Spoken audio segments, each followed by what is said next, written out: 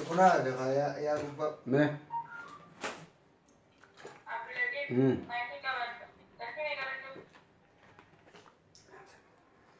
مالك يوم الدين جتني ويا جولتي مالك يوم الدين ويا مالك يوم الدين مالك يوم الدين ويا مالك يوم الدين ترى إياك نعبد وإياك نستعين إياك نعبد وإياك نستعين مالك يوم الدين ويا مالك يوم الدين مالك يوم الدين ويا مالك يوم الدين إياك نعبد وإياك نستعين مالك يوم الدين ويا مالك يوم الدين مالك يوم الدين ويا مالك يوم الدين إياك نعبد وإياك نستعين إياك نعبد وإياك نستعين ما لنا سواك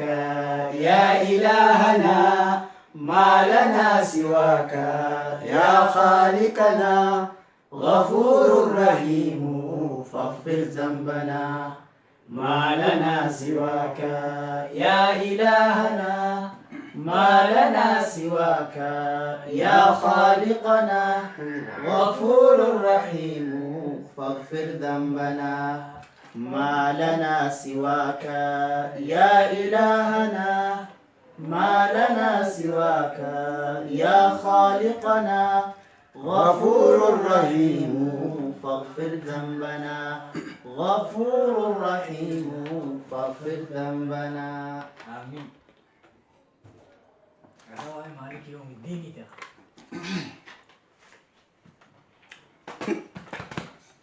بسم الله الرحمن الرحيم إن الحمد لله نحمده ونستعينه ونستغفره ونعوذ بالله من شرور أنفسنا ومن سيئات أعمالنا من يهدي الله فلا مضل له ومن يضلل فلا هادي له تعالى شاينا كده أشهد أن لا إله إلا الله وحده لا شريك له وأشهد أن محمدا عبده ورسوله أما بعد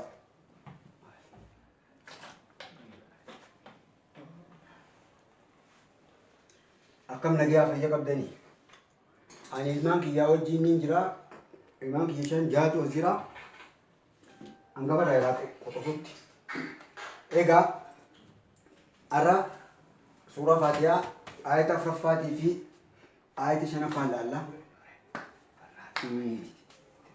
آية فرفاتي في آية شنفان الله أكما مدورة دابا باسا لا تريد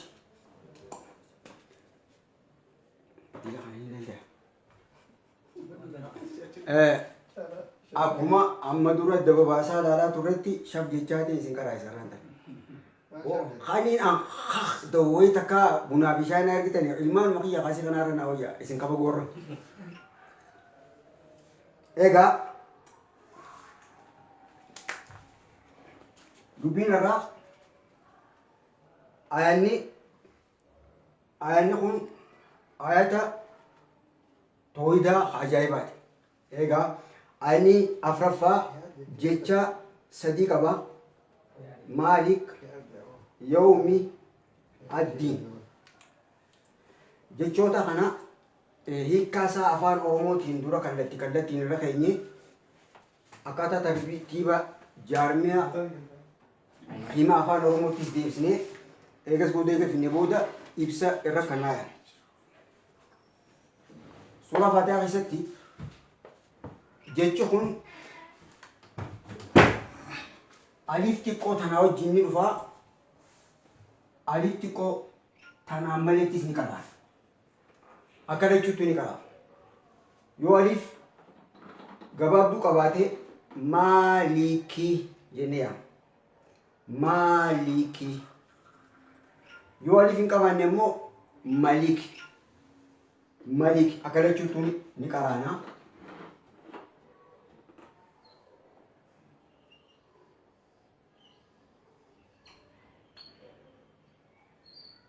akkana jechuun qaba. Maaliki yawmiddiin. Maliki yawmiddiin. jechi maalik jedhuu fi malik jedhu maaliki maqaadha maliki ibsa maqaati maalik dura maaliki fassarraa akkana jechuun dura hiika kaninaaf jechi maalik jedhu hiikni isaa jechi maalik qooy ajabaatee sila maliki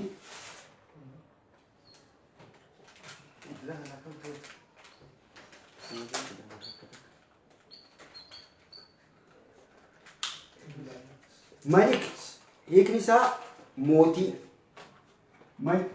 maliki mootii mootii maliki mootii maaliki abbaan goo abbaa taayitaa yookaan akka ayataatti abbaa seeraa jechuudha akka ayataatti godhan dura maaliki abbaa angoo abbaa taayitaa jechuudha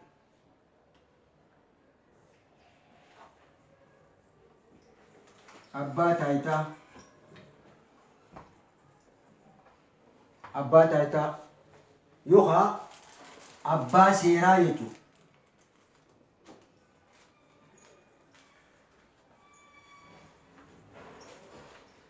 seera muraa jechuun maas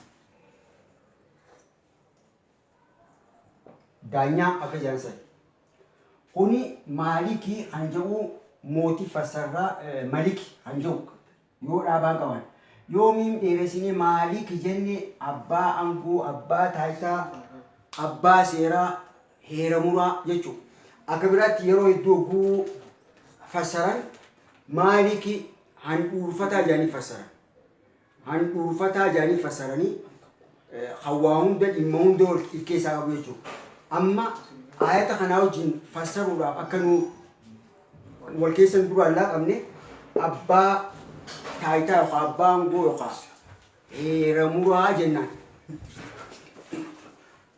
yoomi jechi yoomi jedhu guyyaa yoomi guyyaa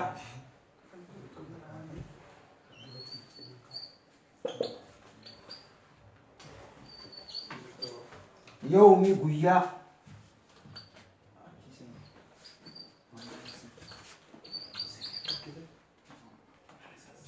yoomi guyyaa egaa jechi yoomi jedhu hiikaa tokko qaba maaliki yookaan maliki jennee akkaataa lama fassara jechi addiin jedhu isaan lameen kanaa wajjin fassaramuuf dhaamsa lama qaba dura jechi addiin jedhu hiikkaasaa kallattii lugaatii fi kallattii amantiitiin ilaalee dabarra jechi addiin jedhu amantii jechuudha addiin jechi jedhu amantii jechuudha ragaa kanaa waliin ta'u inna diina indallahi al-islaam inna diina indallahi al-islaam amantiin rabbi biratti jaalatamtu diin rabbi bira jaalatamaa afaan oromootti jecha diin jedhu kan hogguu fassara amantiin rabbi bira jaalatamtu filatamtu amantii islaamaatii je rabbiin ayata biraa keessatti waradiitu lakumul islaama diina amantii islaamaa seerri gabbartii akkaataan itti na gabbartan kan moggaafamni isaa islaama jedhamu saniin diin yookaan amantiidhaaf isiniif jaaladhe isiniif fide je rabbiin kanaafuu jechi addiin jedhu bu'uurri isaa amantii jechuudha amantii keessaa baasa qalbiin hordofu bu'uurri isaa addiin kan jedhu amantiidha إيجا أكمل إبسنت أمنتين يقع دين إسلاما خربين في لسان دين إسلاما خرب شو كيس لقى بعدين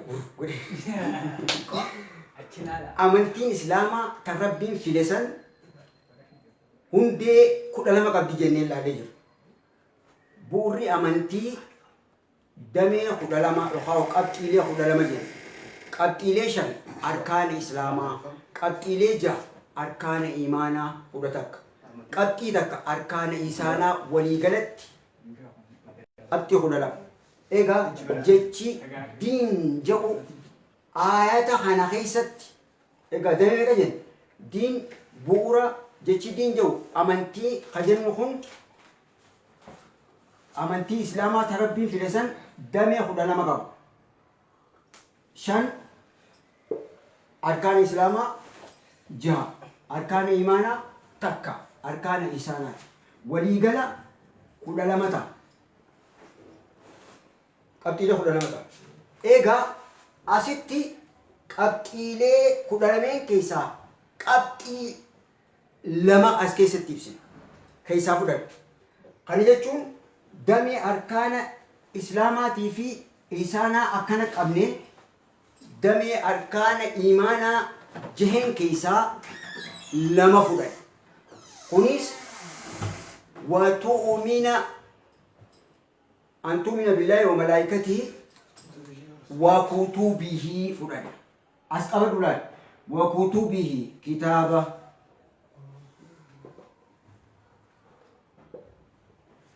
ورسوله واليوم الآخر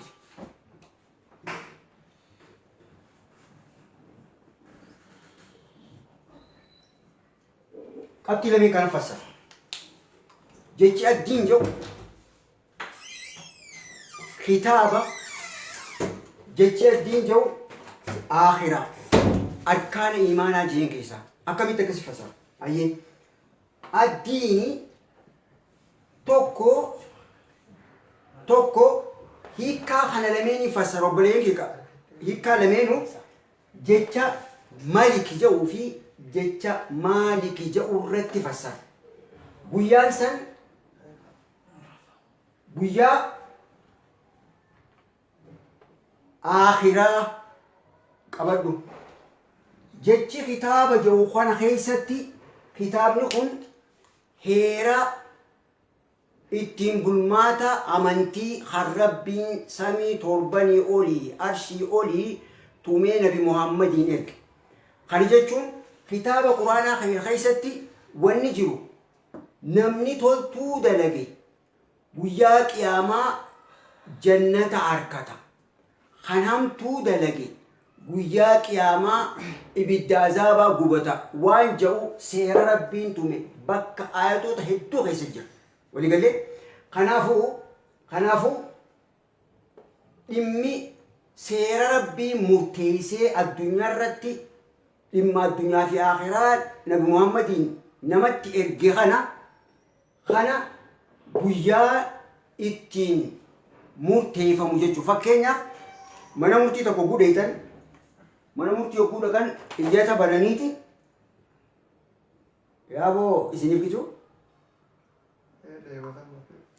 hogguu seeraaf dhiyaate namni kun badii isaa laalaniiti kitaaba bananii laales kitaaba keeyyata akkanaa namni badii akkanaa kana waan akkanaa qaba kitaaba irraa itti murteessan ifaami abbaan seeraa hajaan akkanumatti sirratti muru eega badii ilaalee wanta jee booda kitaaba irraa murteessa walii galee kitaabni if dura qophaa'u seera lafa kaayame saniin murtiin dabarta kitaabni quraanaa guyyaa qiyaamaatii miti harabbiin irraa banee isin nama murteessu addunyaa irratti namni akkana godhe itti gaggeeffame seerri taa'ee jira jechi rabbii gonkumaa hin jijjiiramu kanaafuu dhimmi kitaaba arkaana imaanaa keessaa kitaaba jennu murtiidha achi deebisne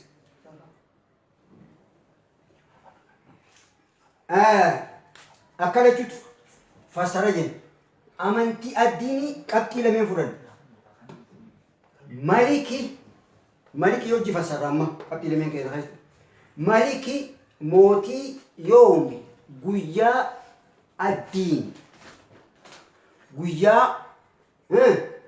akhiraa guyyaa qiyaamaa guyyaa namni hundinuu dirree qiyaamaa dhiyaatu jechuudha. Asitti akkaataa fassarutti itti fannina addiin hiikni tokko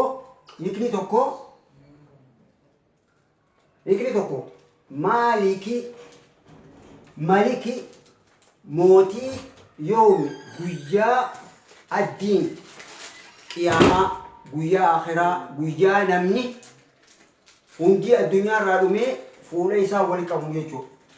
Akhiraa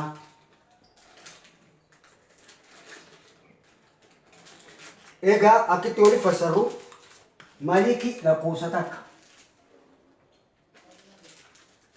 kun isaa lachuuti kunita maliki mootii yoomi guyyaa addiin akhiraa guyyaa qiyaamaa jechuudha.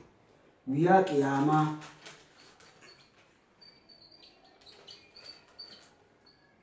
takka takka hojii fassara ifaani maliki mootii yoomi guyyaa addiin qiyaamaa akkas ta'u maaltu ragaa nu ta'a hogguu ilmi namaa hundi lafarraa dhume booda rabbii maal jedha limanil mulkul yawm lillahi alwaahidil qahhaar mootummaan eenyuuti eenyuun mootii guyyaa qiyaamaa kana gaafatee nama deebisuu dhabeetiif maafuu itti deebise mootummaan guyyaa qiyaamaa kan Allah jabaa caccabsaa qofa kanaafuu mootiin guyyaa qiyaamaa san ana jechuudha gaa'eefi baa kanaafuu maliki mootii yoomi guyyaa addiin guyyaa qiyaamaa yookaan guyyaa akhiraa jennaan. Qabxii lammaffaa maalikitti yookaan abbaa taayitaa abbaa aangoo abbaa seeraatti hogguu fassarru maal jennereef heera kitaabaa jenna. Maaliki abbaa taayitaa yoomi guyyaa addiin galataa namni hundinuu galata galfamu. Maaliki abbaa murtii yoomi guyyaa yookaan maaliki abbaa seera muraa jechuudha. Heeraa seera kan muru kophaasaatti yoomi guyyaa addiin guyyaa galataa guyyaa seerri murteeffamu jechuudha. Yookaan maaliki abbaa taayitaa yoomi guyyaa addiin guyyaa kan namni humnitti addunyaarra waa daleete sababa saniin galata galfamtu jechuudha. Nu kanna qabxii lammaffaa asitti lammaffaa goone maaliki abbaa seeraa yookaan heera muraa yookaan abbaa taayitaa guyyaa addiin guyyaa galataa guyyaa murtii jechuudha. Murtii ifa maaliki abbaa seera yookaan abbaa seeraa yookaan seera muraa yoomi guyyaa addiin guyyaa murtii guyyaa baaqaa callaan addaan itti ba'u. Egaa isa lammaffaa kanaafis ragaa inni nu ta'u maaliki abbaa murtii yookaan abbaa aangoo abbaa taayitaa yoomi guyyaa addiin guyyaa murtii yookaan guyyaa galataa kan jennuuf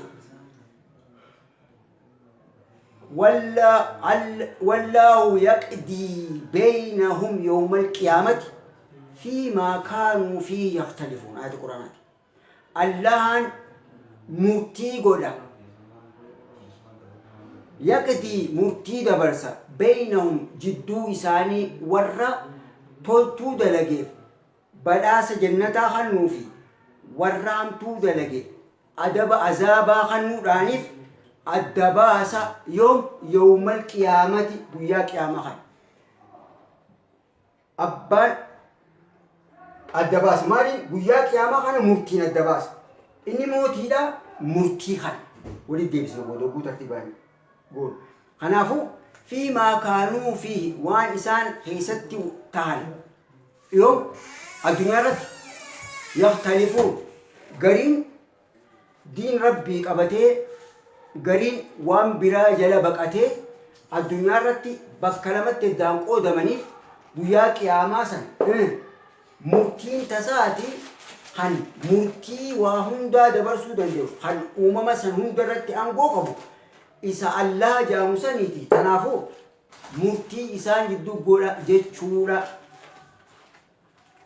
ayani dabarsa kanaafuu hiikni takka lama sadii fudhannaa ragaan kanaa tafsiirul quraan bil quraaniin laallee jira ifa ni mul'ata yoo ifate lakkoofsa takka takka rabbi isinii haa laaffisu isiniif haa laaffisu isiniif haa galchu anilleen dura naaf haa galchu yoo ifiiti jaaf naa galte malee onni asirraa lallabu hin jiru ayyee ifa akkas tartiiba seera afaan seerluga hima jaarmee hima afaan oromootti deebisnaa wajjin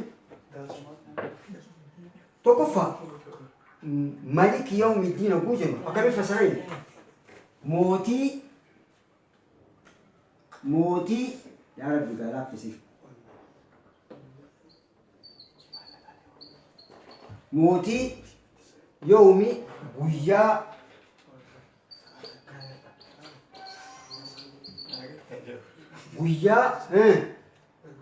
maal jenna takkaffaa qooda irraa qaba takkaffaa qaba mootii guyyaa qiyaamaa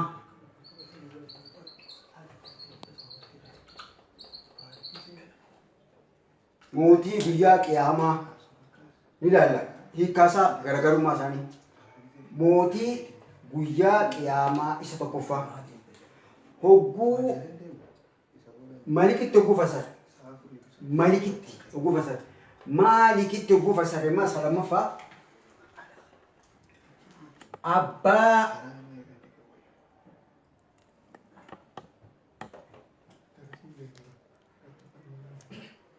heeramuraa guyyaa murtii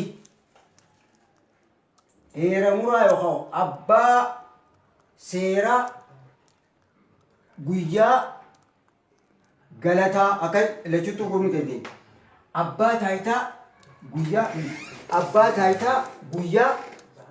murtii abbaa taayitaa guyyaa galataa galataatti fassaruu dandeenya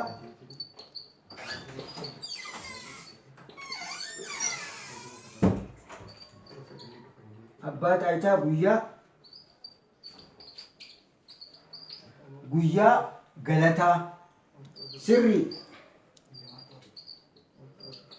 isa lammaffaati kun isa takkaffaati kun isa lammaffaa akkaataa lama fassaruu dandeenya isa lammaffaa kunis abbaa seeraa guyyaa murtii jechuudha lammaffaa inni biraa abbaa seeramuraa guyyaa murtii jechuus fassaruu dandeenya abbaa seeramuraa guyyaa murtii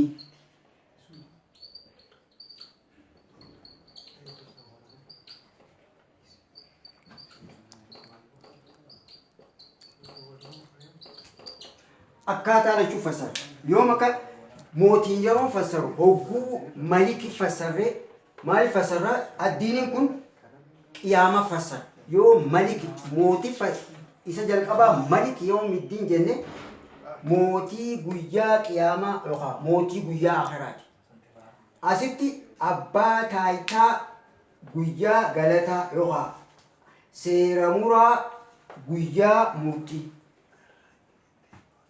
hiikkaan lameen kun dhaamsi takka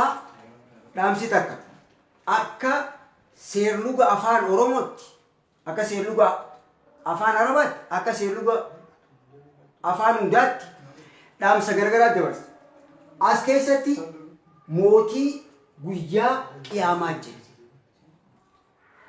Hogguu akkana fassoo inni tokkoffaa mootiin maqaadha. Guyyaanis maqaadha. Qiyaamaanis maqaa. Gochees keessa jiru.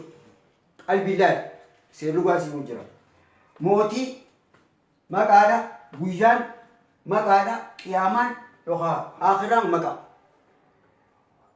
Hima kana keessatti akkuma jalqaba laalletti ismu zaatiyyaa yookaan ismu faa'il jennee hamma dura laalla. Mootiin inni mootiidha. Eenyu? Allah mootii. Yoom mootii? Ibsa yerooti. Yeroo inni mootummaa itti qabuusu deema guyyaan kun. Yeroo maqaa ibsaa maqaa yeroo jechuudha. Qiyaamaanis yeroo tana yeroon ta'akkam akka naman himne guyyaa qiyaamaa. Eenyu? Caalaa kam? Caalaa diimaa. Abbaan beeku daabboo abbaan beeku caalaa dhaje caalaa kam? Caalaa jiran caalaa diimaas akkanaa kana taatee xiqqishoo qabu tokko tokko haus maayil makiyya jawwu tokko dheedee galuu fi diida yaadatee caalaa diine jee ibsa jechuun caalaan maqaasaati diineenis abbaas maqaa abbaasaati caalaa diine guyyaa qiyaamaa lamee wal ibsa mootiidha. Ifaami jarri sadeenuu maqaa qofa maqaa abbummaa yookaan maqaa abbaa ibsu fi maqaan lameen kun wal ibseeti yeroo fi bakka ibsa. Ayanni kun akkana fassara. Hogguu maaliki jennu as keessatti matima antimaa fi gochaa jira. Abbaa matima abbaan taayitaa ibsa yookaan seera muraa guyyaa murtii jechi murtii jedhu kun yookaan galata jedhu kun xumurtuudha afaan Oromootti akka tartiiba jaarmee afaan Oromoottis xumurtuu yookaan gocha raawwatamu jennaan ni naqafamu. Kana qeetiin seerri gotti edda baasnee ilaalla. Laala qaceelotti ifaa barreeffamni mul'ata haan ni naqa.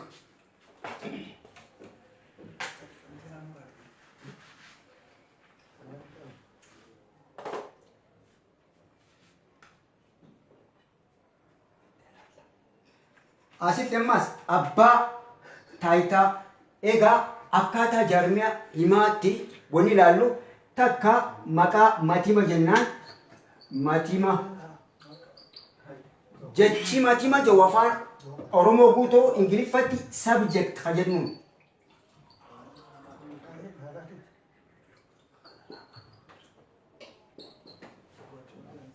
Matima jechuun mataa himaa kan dhimmi san irraa dubbatu. Ingiliffatti subject jennaan, Arabiffatti faa'il jennaan. Faa'il.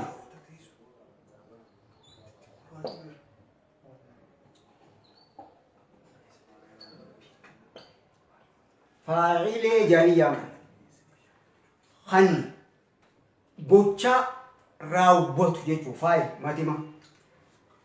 Inni lammaffaa gocha xumurtuu jennaan. Xumurtuu yookaan gocha raawwatamu afaan Oromootti. Ingiliffatti verb jennaan. Verbii baana. Arabitti fi'il. Fi'il jennaan Arabitti. Ayyee kan biraa jira.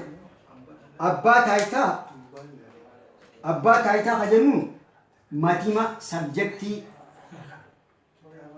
faa'il jenneen.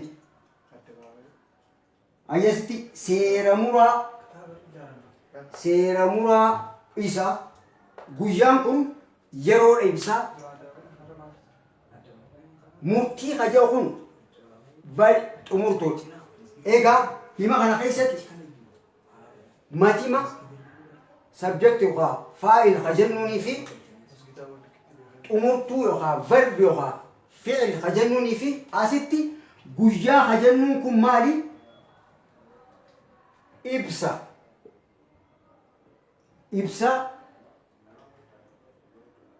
يرو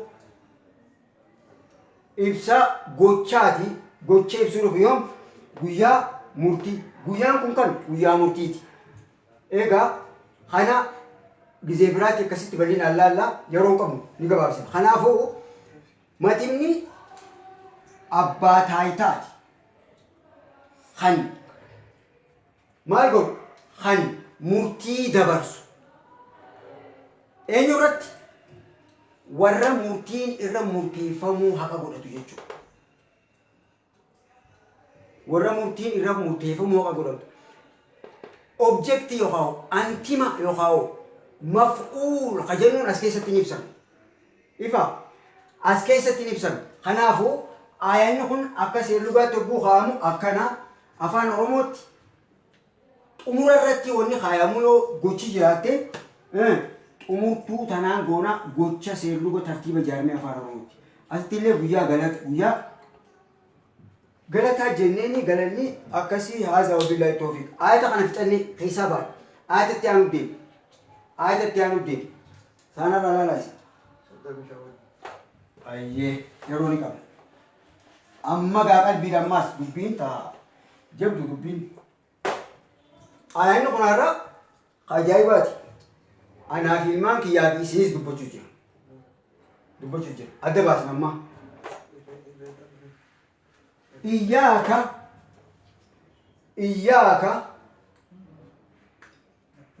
iyyaa qofa ka si. Iyyaa qofa ka si. Ogoolii deebisuun iyyaaka si qofa suuma jechuudha. Suuma. Iyyaaka suuma. Iyyaaka si qofa. Iyyaaka suuma qofa. Jecha meeqaas keessa jira iyyaa takka ka lama naa fataa qofa qabdu sadii budu afur waan fataa shan iyyaa jaha ka torba nuun saddeet ista'iinu sagal jechoota sagaliitu aayata kana keessatti ibsa yeroo fayyadamuuf iyyaaka suma iyyaaka si qofa yookaan suma qofa asitti waan namaa walitti deebi'ee jira bamaqaa fi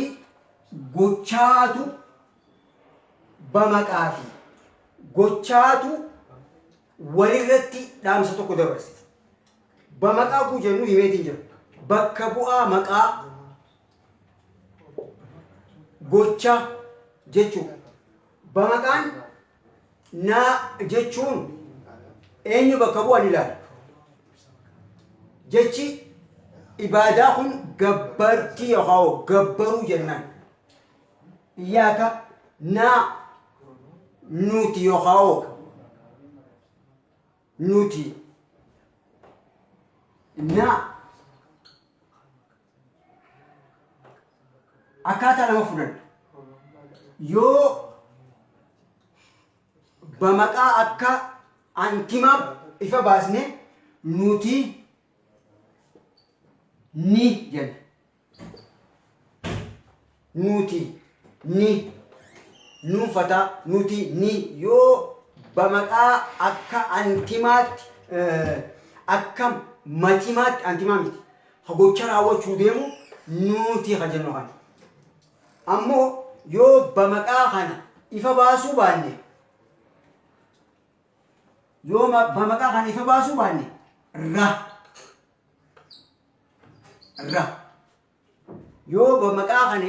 baanne seerlugaa si hojjetu ra jennee fassara nuunfataa yoonii fi bamaqaa bakka bu'aa maqaa kana ifa baasnee dubbachuu feene nuti ni jenneeti gocha asitti haasan gochi kun maali?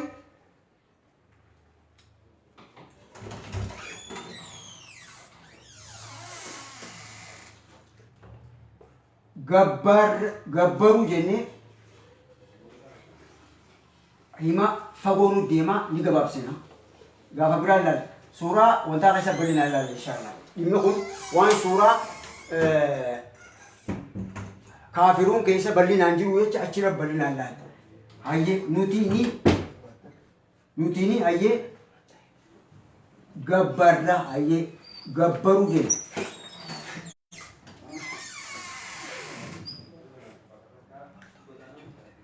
hogguu jecha lameen kan oli deebisne iyyaaka suuma qofa jenne suuma qofa gabbarra raa jennee mee reewutan maa jennee raa jenneen yoo bamaqaa kan mul'isuu baadhe suuma qofa gabbarra raa suuma qofa gabbarra ibadaan gabbartiidha gabbaru jechuudha iyyaaka suuma qofa na ra yoo mul'isuu baadhe bakka bu'aa maqaa matimaa mul'isuu baadhe abduu gabbarra jennee fudhanne qabadhaa ta'an dhimmi kun asittis waan deebi'uuf jecha ifin rakkinu iyyaaka asii waan deebi'u jecha nuunis waan jirtu jecha rakkoon qabu egaa akka seerluga arabaatti qalbiin hordofi akka seerluga arabaatti gocha duraan qubeeleen afur gocha duraan yoo dhufte bamaqaa matima yookaan bakka bu'aa nama gocha san raawwatu ibsiti qubeeleen afreen takka hamzaa fataa qabdu lama taa fataa qabdu sadaffaa yaa fataa qabdu afraffaa nuun fataa qabdu nuun fataa qabdu hamzaan fataa qabdu yoo gocha fedhi duraan dhufte ani niin jechuun fassara ani niin gochaatu asii fassara akka afaan oromootiin fassaru jiru hamzaan fataa qabdu ani niin jenneeti gocha san asitti aansine fatti aanu yoo taan fataa qabdu dhufte korniyaa lama kanniti taan isiin ni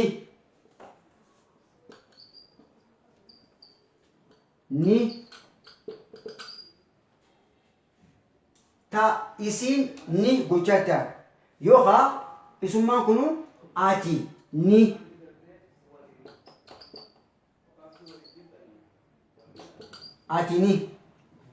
kan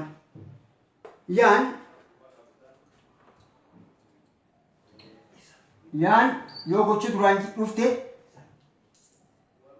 inni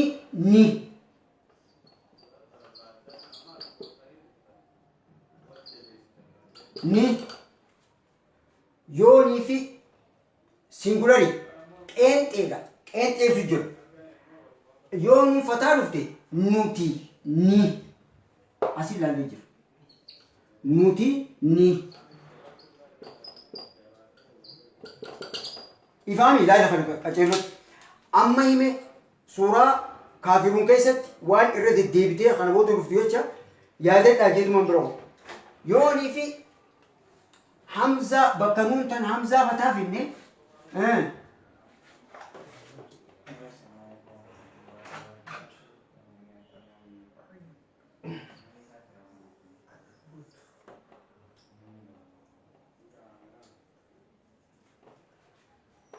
buudu jennee yaa buudu niin gabbara bamaqaan matimaa hin ifan baan gabbarra akka jenne sanitti buudu gabbara eenyu haa gabbaru ani ifaami ani niin gabbara maa jenne buudu kanatti ani niin gabbar. لا أعبد ما تعبدون تعبدون يجي تسكيس يوني في مس حمزان خطي تام فتان دفتي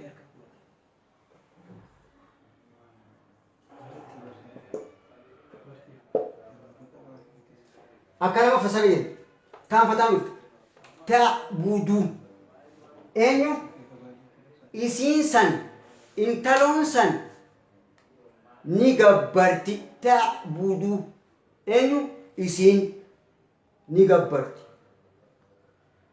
hikni lammaffaa ta'budu eenyu anta ta'budu jechu ati ni gabbarta hikkallachuu taan yoo dhufe yeroo maa laa a'budu maa ta'buduun achi deebisi ta'budu isin ni gabbarti yookaan ati ni gabbarta fasar kun lameenif kan nuun as jira qayyaati ilaal yoonii fi bakka taan taatu yaan taate ya'budu eenyu inni ni gabbara qeenxeera yoonii fi nuun biraa si dabalamte ya'buduuna yoo jenne isaan ni gabbaran tanaatu pluraalii naqab gabraan laal ifaami ya'budu eenyu ni gabbara egaa kan xumuraa nuuni hogguu nuuni wajji dhufte maa jenne nuutii ni gabbarra iyyaaka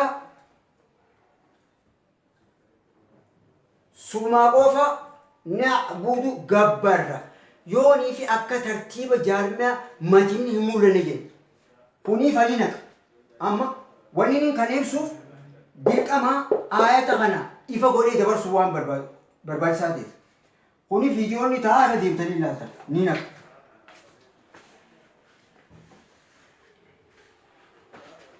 maa jenne sumaa qofa si jenne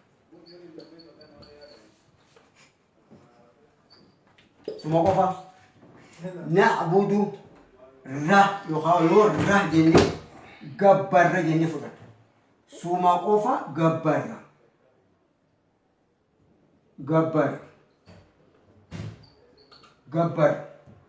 yookaan nuti suma jenneen yoo nuti fudhanne nuun kana nuti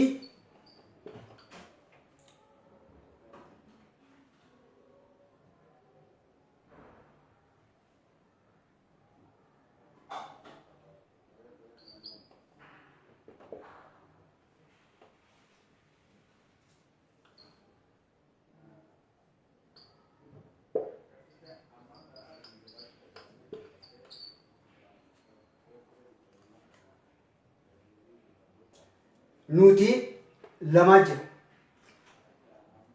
nuti mataan keenya ta'a I myself hajennuun san kanaafuu hogguu akkaataa tartiiba deebisne sumaa qofa gabbarra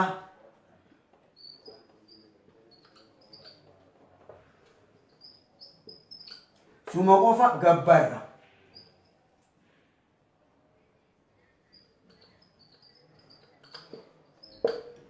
suma qofa iyyaaka iyyaa qofa ka suma iyyaa qofa ka si na ra jedhu maa jedhu na'budu gabbarra yookaan yoonii fi as keessatti suma qofa gabbarra eenyu nuti akkana godhu yookaan ammaas akka biraa yoo fasa hiikuu tartiibaan kaayachuu feene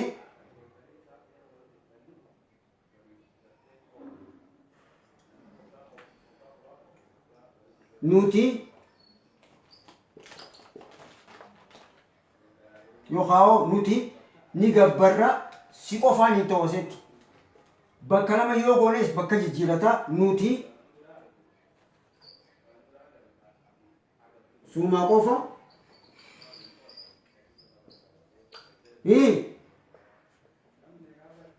nuti ni gabbarra nuti ni gabbarra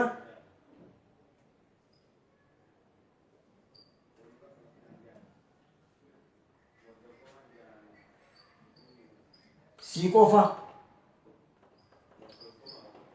akka jechuutu takka akka cufattu takka kanaaf waniin asiibsuu fedhe gocha duraa yeroo hunda yoo nuunfataa qabdu jecha gocha ibsu duraan dhufte nuti bakka bu'aa maqaa matimaan ha gocha raawwatuun dhufaa kuni akkana asitti iyyaaka na'budu jenne kan biraa waa uffataa qabdu ammaas jechuudha ammaas jechi waa uffataa qabu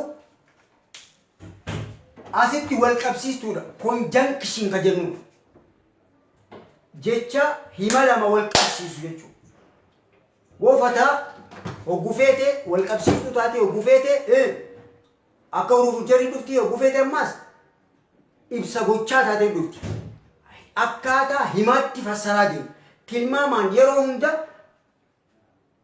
ammaas jenneen fedhu seerruga yookaan tartiiba jaarima himaatiin akka lugaa yookaan akkaataa naawaa fassaree deemu qabu.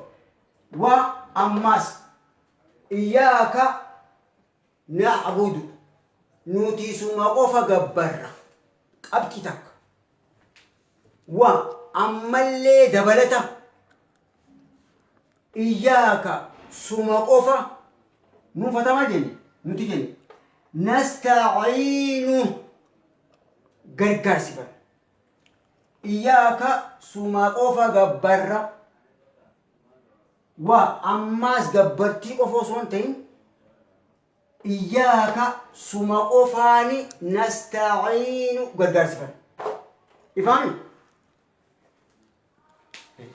sagee ayyee kun akkan egaa quraanni ayni quraanaatii fi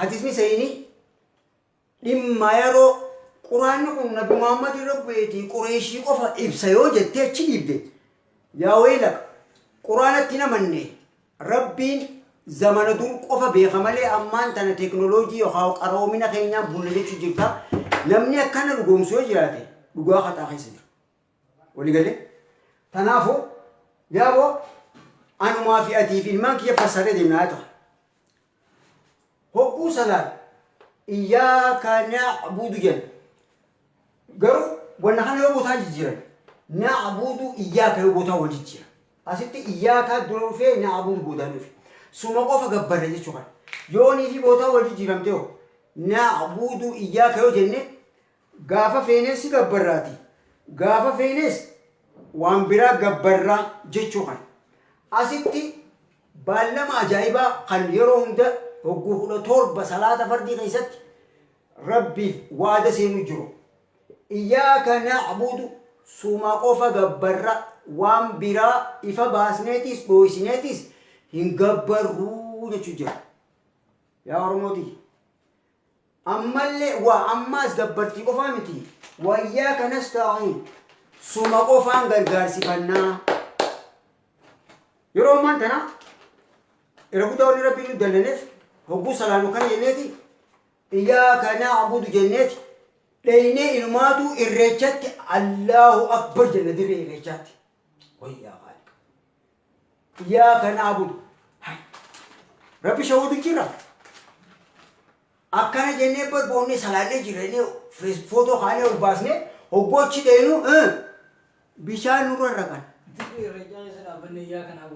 iyyaaka na'budu bar dirree irreechaa keessa jiru jira fuudhanii bishaan nu naqan xabala isaanii yaa waylaka yaa waylak yaa waylana yeroo tana rabbiin ni arkaa wal sossobiine wal sossobaati ulaa'ika kun badiisaatiitu boode jira isa somna malee rabbii sosobu kanaafu iyyaaka na'budu jechaati hogguu bilisu irreechaaf dheene rabbi gabbarutti hin jiruuti rabbi sossobu jira wa ammallee gabbartii qofaami iyyaaka suma qofaani nasta'iinu gargaarsifanna jechaati irreechi irree keenyaa jenna asimaa jira wani baalamsin wa iyyaaka nasta'iin kan gabbarruus suma ammallee irreen keenya gargaarse yookaan tumsaa fi waan hundinuu ta'u humna nuu ta'u si ati yaa Allah jechaati salaata keessa dubbanne aboo amantiin tabbaati lakum diinakum irreechi irreetani jechuun kun ayata quraanaa kallattii dhoo isaatiin kijibsiisu jira egaa inshallah dubbiin akkanaa gadi fageenyaan rabbiin warra waan amantiin jettu dhugaan gadi fageenyaan hubatee akka amantiin yookaan akka rabbiin itti nu ajajutti warra deemnu haa godhu warra quraanaa fi hadiisa fadhinnaa isaa jala jijjiirratee addunyaa fi akhiratti rabbiin itti dallanee booda saaxillaa rabbiin nu godhini inshallah hanqanuma bichee hanqanuma barakaa keessa isin haa kaayu anaa fi isinis warra rabbiif jecha walitti himee walirraa baratu nu haa godhu inshallah ayata jaffaarraa yoo rabbi fedhe boru اتدي بنا نجينا جرادا والسلام عليكم ورحمة الله وبركاته